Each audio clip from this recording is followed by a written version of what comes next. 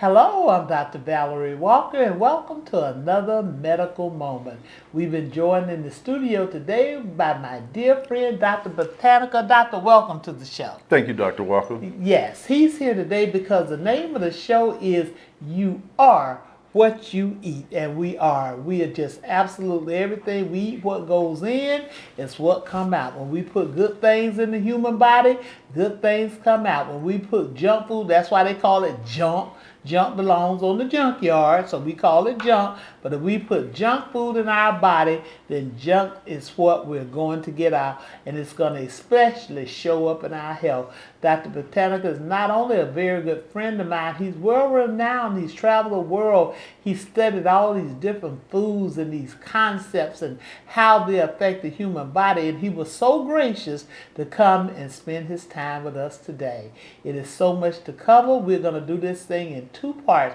First of all, we're going to talk about what you need to drink, number one, and what you need to eat. And then we're going to narrow the field down and talk about just some specifics of things that you may be doing that you're not even aware of. Like things as simple as the sauces at a restaurant. You don't think nothing about dumping all that sauce on your food and you don't have a clue what's in it and what it is doing to the body. So, Doctor, I thought we'll jump right in because the human body, as we all know, and I've told you all this numerous times on the show, the human body is mostly water, 60 to 70% water. So you want to give it what it is. So, Doctor, I thought we'd just start off first with you helping us. There's so many wild waters out there, so many different kinds. I see people coming out the store, Doc, with cases of water. I don't know if they're buying the right waters or not. So let's just start with the basic of water. What do we need to be drinking? Well, first of all, water, of course, has been overly commercialized. The consumer doesn't really know the direct source of where that water actually comes from. In addition to the container, Right. mainly being plastic that contains bisphenol A or BPA for short, which actually gives off what you call xenoestrogens in the body. Xenoestrogens mimic estrogen. This is why primarily not only women but men are drowning in estrogen. So we're actually, Doctor, you saying we're getting estrogen from these containers that the water is coming in? Yeah, because of the Okay. plastic, the bisphenol A is giving off the xenoestrogens or producing xenoestrogens. Okay. So when that is consumed in the body, it mimics the estrogen, so it elevates the estrogen production in the body, which is why women are more prone to breast cancer. So when you talk about water or any other beverage, Right. try to be selective and look for a bottle that is at least BPA free. Okay. So, as I was stating, the beverages that we purchase from the grocery store or whatever, whether you go in the convenience store, most of those bottles are not BPA free. Okay, Oh, those okay. plastic bottles. So you want to be selective and find a container that's BPA free first of all. BPA free. I hope y'all writing some of this stuff down. The other thing, again, most of the water brands out there, there's uncertainty on where it actually comes from. Where all can it come from, Doc? It could be just filter. It could be just tap water, just ran through a filter. Just tap, regular old tap and water. there's everybody's saying it comes from this particular spring, or you want to be able to look for the efficacy of the brand, the track record of the brand. Primarily, like this is why we have this box water. Now, where did you get that from, Doc? Now, this is sold in some grocery stores, Okay. selected grocery stores, and health food stores. Okay, and I actually met the gentleman probably about a decade ago. Okay. And they came up with the concept because they already had studied the adverse effects and how plastic actually wreaks havoc on the entire physiology. So he came up with the concept, hey, we'll put water into a box. So he connected with a water resource overseas, and they started using this particular bottle, this container that's from I think Elopak. Okay. Okay, and you can buy those in the pallet or whatever. But this manufacturer actually, or water manufacturer, they decided to just say, we're going to put this into a paper carton coated with wax, and it's pretty much is much safer, much healthier. Right. There's some alkaline water out there. There's some good brands out there. You just have to look at even the consumer report. You can look at the consumer report and say, hey, what are the top 5 or top 10 waters that are out there? Right. So you get people getting into alkaline water. You don't want to be extreme with anything. No. Okay, you don't want to be extremely alkaline. You don't want to be extremely acidic.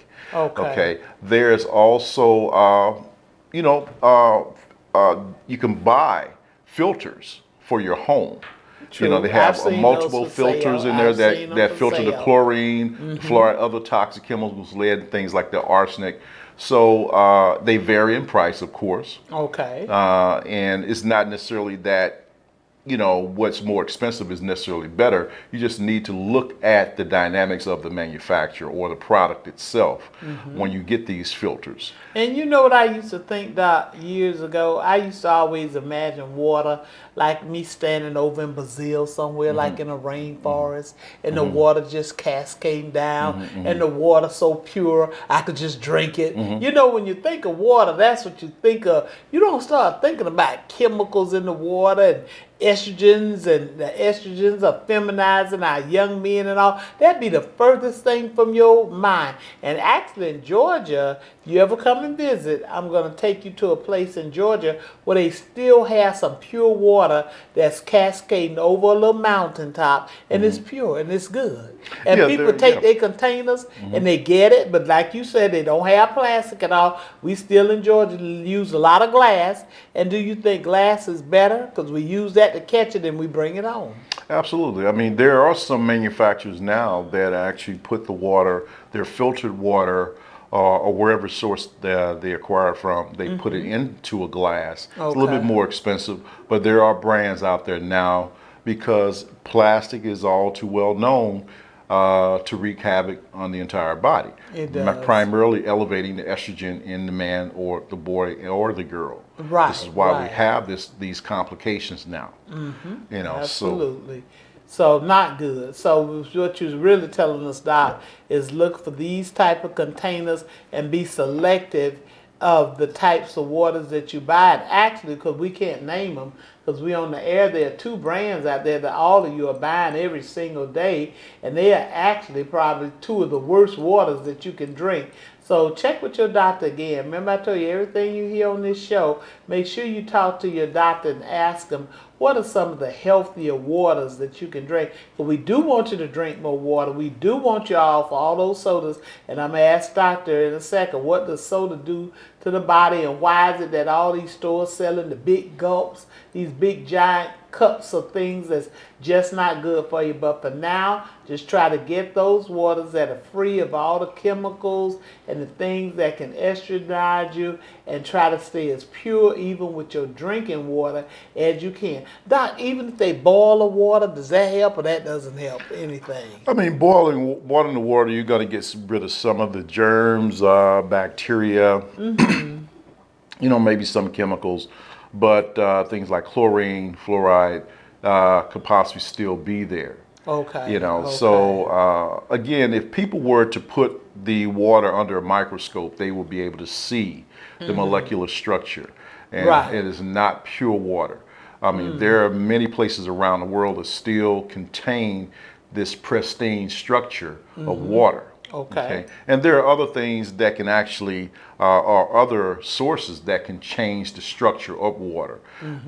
There's something called structured water out there. There's also a brand that I've been carrying for years. You add it to, it's a concentrate, you add it to the water, okay, and it actually enhances the molecular structure of the water, which will in turn make the food or supplements you intake more bioavailable. Okay. Okay, bioavailable meaning getting into the cells of the Where it's body. supposed to Yeah. go. Okay, okay, good. So, doctor, we talked about water, that the human body is mostly water, and we got to pay attention to all the water. All waters are not created equal. Believe me, read those labels and see what's in that case of bottled water before you bring it out the store. Let's talk about soda. Number one beverage. Every restaurant, everything, before they even ask you anything, what kind of soda can we bring you? What is wrong with soda in America? Well, soda in general, the phosphoric acid, the high content of sugar slash refined sugar, the high fructose corn syrup, the caramel dye or different types of dyes. So what you're doing is called wreaking havoc on the actual kidney, because Okay. it's the phosphoric acid is is not natural, so it's Right. not conducive for uh, toward the metabolic process in the kidney or the liver. Absolutely. So what happens is you see most people that drink soda or pop throughout the years, they have a compromised kidney function. They have Absolutely. UTI infection, things like that. So whether it be, and of course, diet is definitely a causes very severe side effects within the body, Absolutely. because it's Absolutely. synthetic sugar, and then you're taking in other chemicals, including the phosphoric acid within the water. And then, not to mention, depending on the container, like if you're drinking from a can, you're taking in the aluminum. Uh-huh. So when you go to a restaurant, first of all, if you go to, for example, a Japanese restaurant, before you order your meal, they serve you warm or hot green tea. Well, the green tea basically prepares the digestive system by stimulating the spleen. Okay, so it Okay. helps your body break down the food, digest the food a lot better. Okay. So when they bring you a cold beverage in general, it shocks the spleen. We talked about this before. The spleen is the master of digestion. It governs the digestive system. So when you're consuming cold liquid or liquid with your food, you're basically causing a disharmony in the digestive process. You're Okay. interfering with the natural The metabolic way it should process. be going Right. on. So people should be, digesting the food with their own saliva, and and consuming like a warm or room temperature beverage Okay. after. And if you're going to, if you need to, just sip your beverage slowly, but it should be at room temperature. So when you're sitting down, you have the waitress or the waiter, and they'll bring you cold water. That's just Right. tradition. Yeah, it American is. tradition is they give you ice water, They which do. shocks your spleen. So you should have maybe lemon and water, room temperature water. So, but as far as the actual soda pop, soda pop wreaks havoc on the kidney and the bladder. Right, right. And soda has been linked to, and you all need to know this, that soda has actually been linked to diabetes. That people that drink a lot of soda all their life, I had a patient tell me they drink like 6 and 7 7-Ups and Pepsis and all these drinks a day, and then they wind up with diabetes. Which brings me back to something my grandmother used to do years and years ago, Doc. Every single morning, she would sit down and have a cup of hot water. And sometimes she squeezed a little lemon in it. And I said, Grandma, why would you do that? And remember in those days how the old folks said, just keep on living? She would just always say, just keep on living. And she lived a long, fruitful life with very few illnesses. But she says just something about just some little pure cup of hot water, not cold in the morning. But then that brings me to the other thing. What about all the ladies I see out here now eating these big cups of ice? The ice eaters. Well, they have mineral deficiency, iron deficiency.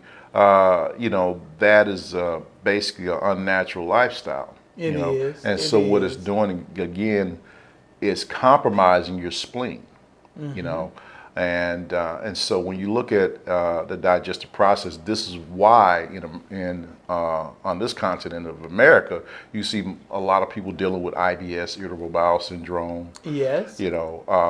acid reflux, when you have these digestive or GI imbalances, it's due to the improper intake of beverages and food. Right.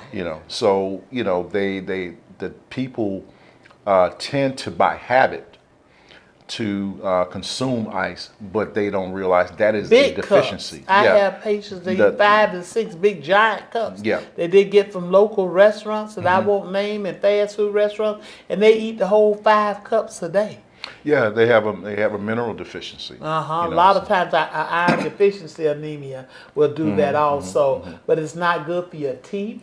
It's not good for your enamel on your teeth. Like Doc said, it's not good for your spleen. And it's just not good for you, period, to just eat big, huge cups of cold ice, putting the body into shock every time. That's like when you see the people on some of these crazy shows that jump off in a big old ocean of ice and all the shock the human body, well, you shocking that spleen the same way, and it's just not a good thing.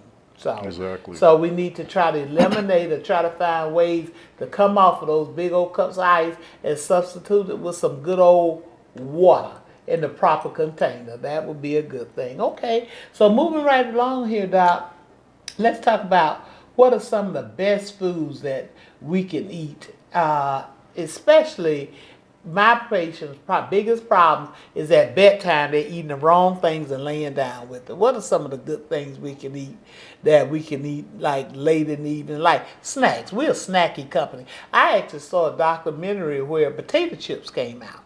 And Lay's potato chips, and what they said about the Lay's potato chips was the chips came out during the Great Depression when they were trying to find cheap ways to make food, and Mr. Lay's didn't know at the time that he was going to turn into a billion-dollar business, but that's where it came from. That's where the sweet and the greasy and the salty came from, was way back in the Depression.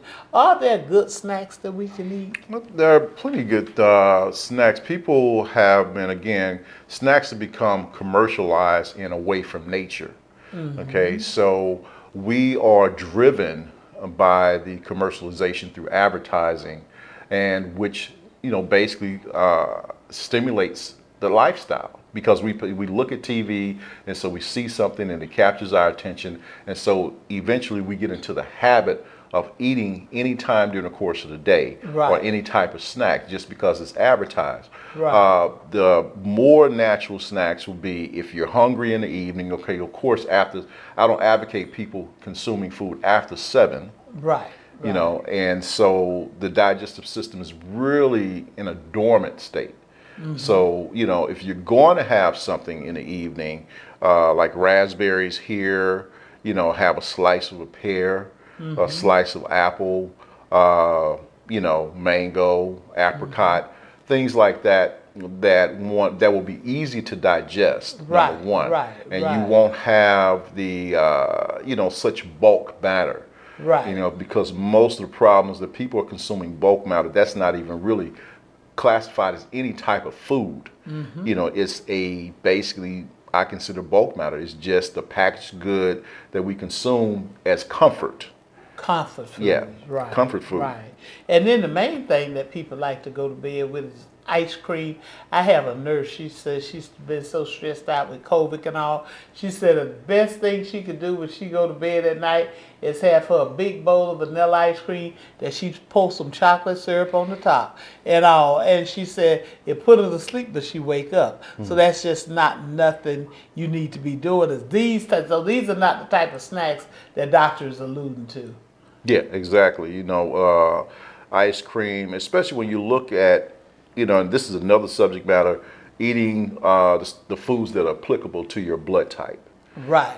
So whether you're, you can't, if you're type A, shouldn't eat the same thing that a type O person eats, or if you're type AB, you shouldn't eat. Why is that, Doc? Because there's the metabolic activity, or the ability for us to break down food. It basically is associated with that blood type. You may not have the enzymes your body. Say, for example, if you're type O, where your Right. body has the ability to break down animal protein, okay, much faster than someone of blood type A. Okay. Blood type A people don't have the ability to metabolize animal protein.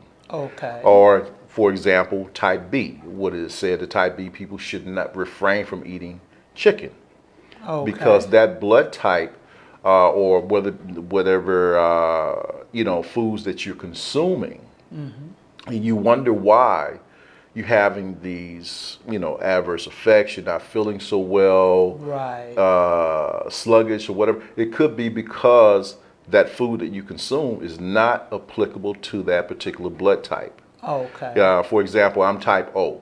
Well, I used to like cashews. Cashews is not conducive for me. It made me feel bloated, things like that. However, if I Right. wanted to eat pumpkin seeds, sunflower seeds, or walnuts, that's more conducive. But To there's you. the chemistry within that food that's not conducive for your blood type. Right. It's the chemistry. It's all about the chemistry within the Okay. food. So, Doc, what you're saying is that most people really should know their blood type. And a lot of people don't. And I know there are ways you could send off and get kits to test your blood type and see what you need to eat. I have one patient in particular, she did it and she consulted you actually, the thing that she wanted to eat. And she said she feels so much better because she said she was eating all the wrong things. Everything on the list that she wasn't supposed to have because she didn't know. She was eating it, she said, but when she flipped over and started eating the things, I think she could have sweet potatoes and all kind of good stuff. She said, I never even knew. She said, but I've been eating more of those foods and I actually feel better. Yeah, I mean, when you start retraining your body on carrots, celery, if you want to have some dill dip or something like that as a snack, that's fine. But we have to retrain our body. Our bodies have become. This is why manufacturers, they hire chemical engineers. Okay, so they incorporate chemicals that can train the palate, manipulate the palate. So you have this particular desire, and you can't get, like, you have a taste for a particular snack, potato chip or cookie or whatever.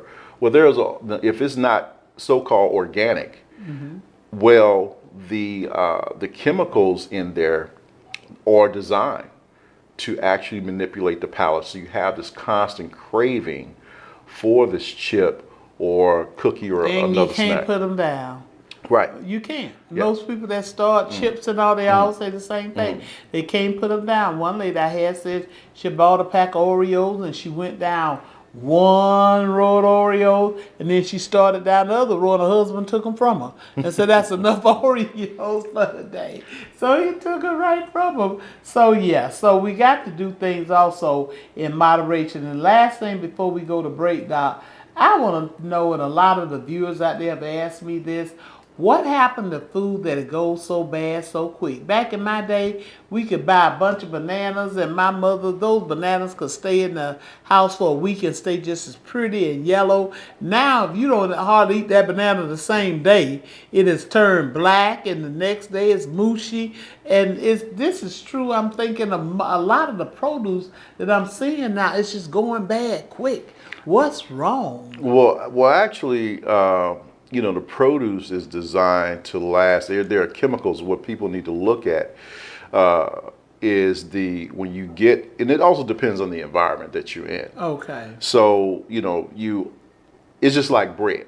Okay. You don't want bread that can last 2 weeks and it's still soft and everything. That's indication that it's treated with chemicals to preserve it. If you have fresh bread, it's going to mold within a few days. Okay. If it doesn't have, so in fruit, same thing.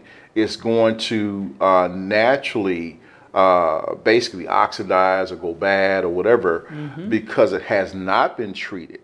Right. However, for produce that has been treated, it is designed to last longer. Okay. Because it looks perfectly round, and because it contains like wax and these chemicals to make it look more Looks so presentable. beautiful. Yeah. So the so-called organic produce is what you want to select, because a lot of people, they buy produce, and they say, okay, well, I eat healthy. I eat my several different vegetables and fruits per day. Right. However, if it's not truly organic, certified organic, it more than likely you're taking in chemicals, pesticides, insecticides, herbicides, you know. So, and also the chemicals that treat and preserve the shelf life of the produce or the product. So we have to be mindful that what we're consuming is not just the produce or the Okay. food. We're consuming chemical preservatives as well. Right, that goes along Yeah. with it. So that in turn, over time, is going to cause cellular havoc Yes. because you're eating foods that are not in harmony or contains a molecular structure that's not in harmony with the human body. Okay. It's almost like those fields when they used to take those crop planes and fly them over those fields with all those vegetables and stuff and dust them. And there's parts of the country where the cancer rate is so high where they use those planes to dust all those plants. So the boll weevil ate the plant and fell over. Oh yeah, Yeah. it's but again, you're looking at the industrial age. You know, you have share stockholders that invest in things like that, so they're used on the produce, on the wheat, you know, and grains and things like that because they all are basically under the same umbrella of business. Okay. Okay. I got you. Okay. All right. Thank you, Okay. Okay. doctor. Wasn't he wonderful? Well, that's part one of You Are What You Eat. Hippocrates, the father of medicine, said, let medicine be thy food and food be thy medicine. When we come back, we're going to dive right back into it for part two. And we're going to talk about fruits and vegetables and why it's so important. If you don't take anything else from this show, you've got to remember that you have got to eat the colors of the rainbow, meaning different color food. Stay away from the white rice, and all those kind of stripped down foods. And doctors are going to explain to you why it's so important to eat from the colors of the rainbow. And in the end, we're going to talk about something that everybody wants to know about, and that is, can we eat dessert? And if so, what kind? We'll be back for part two in a second. Thank you.